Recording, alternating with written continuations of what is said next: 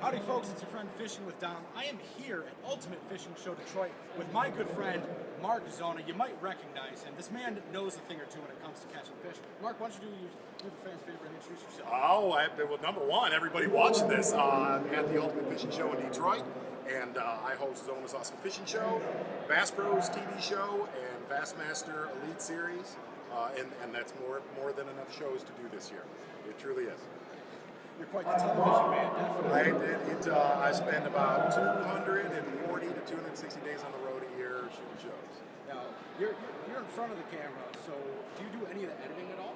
I do. Okay. I do initial edits and notes, and then my crew from Little Rock, Arkansas, they'll put basically what I always say, they put the burger together, and then when the burger's done, it'll come back to me, and then I'll make the final edits.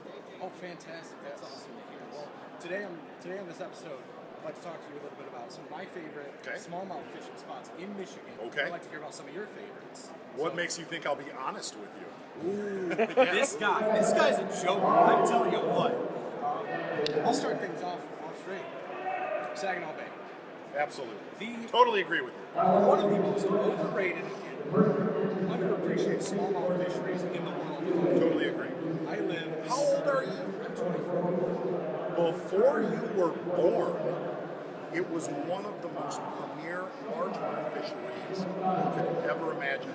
From Linwood, and what's funny is, I drove by Linwood. I was fishing on the bay back in July, and there used to be massive cane beds, reed beds that would be this high out of the water, a half mile, 3/4 mile offshore, and I drove by there. I'm like, they're gone. But it was interesting. It shows how over time that the environment changes, but it has turned into a great smallmouth fishery. Yeah, fisheries come and go, definitely. I was at the last time I saw you actually was the 2017 Bassmaster Elite Series event on Lake St. Clair that Jason Christie took. Right. I was talking to Skylar Hamilton earlier that day. He was frog fishing for largemouth out here at the Indian Reservation. And that's generally a good way to really get beat on St. Clair, to go largemouth fishing. And I was talking to some of my fellow outdoor writer friends, and they were saying back in the 80s and 70s, St. Clair was a largemouth. It was phenomenal. I used to fish tournaments there in the late 80s that we would run into the North Channel and only largemouth fish and contend. And you would hear guys like catching them around 9 mile, and you're like, wow, you ran that far. To where, as time's gone on and boats have gotten bigger. We're running the Erie. Sure. I used to run to Peely Island. Thank God I don't have to. My back hurts now thinking about it. But what's interesting is Van Dam and I talked, not to be a name dropper, but Van Dam and I talked about it. Whether you're talking St. Clair or Saginaw Bay or Lake Huron all the way up to Alpena and Sheboygan and stuff like that, to our inland lakes, these are the good old days right now. And here's why I'm saying that is a 20-pound stringer of smallmouth 20 years ago was record-breaking news. That was like, you're going to make the newspaper. And if you do that now, you barely shot par. So that's why I always say, right now, we are in the good old days. Oh, man.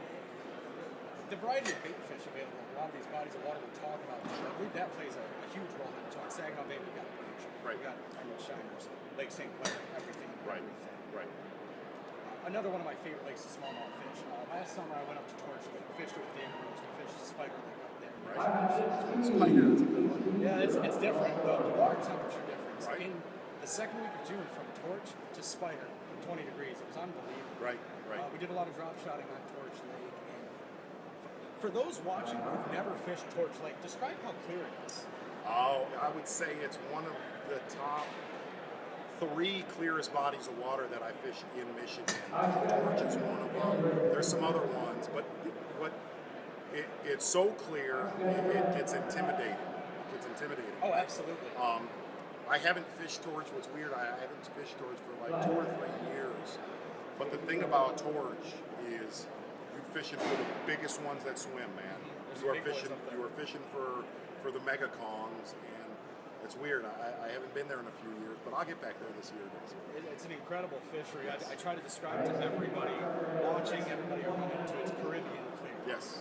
When Dave took me there, There's other Caribbean clear ones up there. It was mind-blowing. Yes. The first time I ever saw it, you're fishing these deep laydowns, and you're seeing every single tree branch. Yes. And we're putting our drop shots right over single logs. Yes. And that's what Dave was telling me. If you see a stump, a stick, anything, put it right next to it. Because those fish, those small Now ones, you live on it. they're going to be That's dang near humping it. That's for sure. Right. Pull them On right the other out. side, and one of the reasons they do is what happens with those logs. Those logs have been around since those lakes were timbered.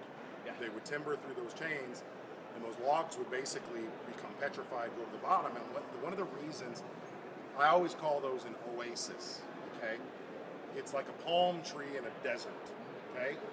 But what happens on those bodies of water, a lot of people say, well, I'm just looking for logs. Well, the reason why is I've scuba dove in Torch. I've snorkeled those lakes. They'll grow an amount of sandgrass around those petrified logs, and what ends up happening is each one of those logs will house no less than 30 crawdads. Every single one of those logs and that sandgrass houses crawdads. So when you say that fish is butted up right next against it, there's a reason he's that big around. Every one of those logs that has that little sandgrass that stinks, it houses an unbelievable amount of crawdads. Nothing but logic and reasoning behind that statement my friend Mark just made here.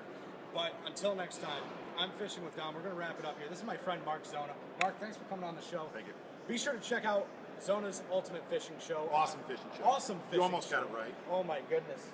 It's on World Fishing Network. It's actually not on. It's on the Outdoor Channel. Outdoor Channel. Yeah, it's time to wrap up. We'll see y'all later.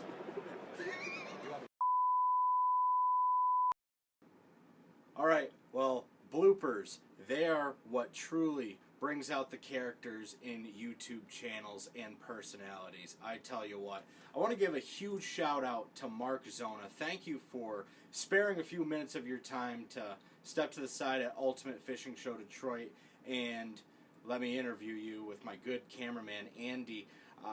Just wanted to film this rebuttal and clarify things a little bit.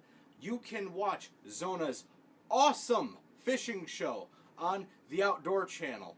I also thought it was on World Fishing Network. I don't know if Mark Zona's messing with me or not, but it's on the Outdoor Channel, that's for sure. I don't know if they changed it or anything. I even looked it up on a couple of websites. It still says WFN.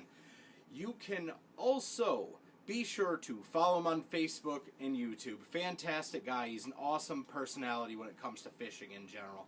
There are very few people as passionate as Mark Zona. He takes the time to talk to everybody standing around waiting to get a piece of him. He answers all of your questions. He fills in areas you don't even think about asking questions about. So once again, Mark, thank you.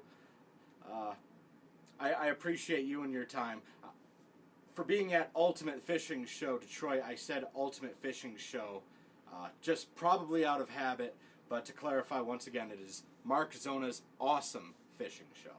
If you like this interview segment, please let me know in the comment section below. Maybe I can see about contacting other people for a potential phone or video interview in the future. But until next time, I'm Fishing with Dom. Thank you for asking. Mark Zona, thanks again. Take it easy, folks. Bye-bye.